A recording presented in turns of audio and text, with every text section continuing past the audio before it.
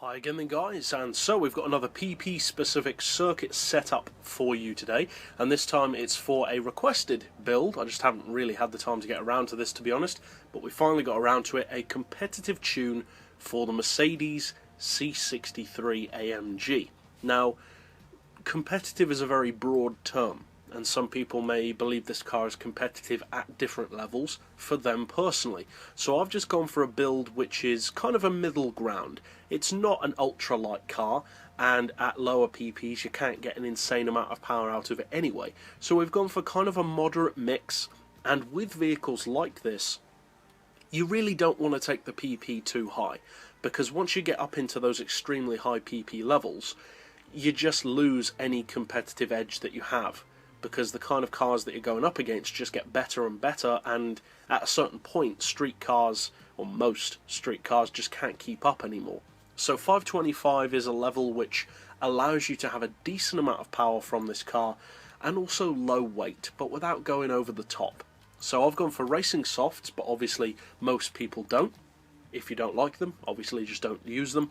As far as suspension, we've got the ride height on 100, front and rear, which sounds pretty high, but it's actually not for this car. Springs we've got on 825 and 750. The dampers to 4. We've left the anti-roll on 3. We've got neutral camber and tow.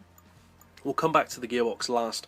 As usual, for the diff, I've chosen to go for the lowest initial torque, the highest acceleration, and braking sensitivity to really loosen up the steering, because it is a pretty good handling car, as long as you don't go crazy with the power. As far as said power, we've got an oil change, and that's it, just to sit perfectly at the 525 PP level. I have not got a flat floor fitted to this car. That is very important, because if you do fit that, it will improve the handling, but you'll also make the PP higher. I am, however, running the optional body kit, but that makes no difference whatsoever. You don't need to do that.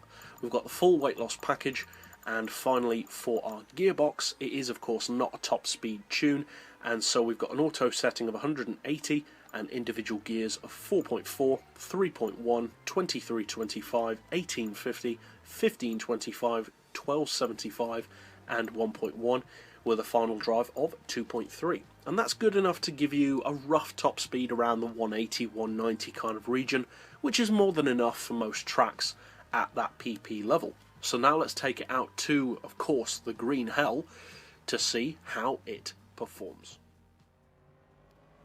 Now, as I said, with production vehicles, predominantly vehicles which are more practical rather than just performance cars, such as sports SUVs, super saloons, hot hatches, that kind of thing, what I said about PP relevance is very noticeable, and I'm sure you don't need me to tell you this. Plenty of people have noticed it, but for those who perhaps haven't, what I said about taking their PP too high is something which you can kind of fall into as a trap and not really notice. And that is, once you get up to say 550, 575, 600 PP, the kind of opposition that you come up against just gets so pure in its ability. Stuff like the Nissan GTR, the Tommy Kaira ZZ2, and even race cars, they're so purpose-built to dominate tracks that more normal level, or even brilliant normal level performance, practical daily driver kind of cars just can't compete. Most of them anyway. And the Mercedes C63, as great a car as it is, can fall into that trap.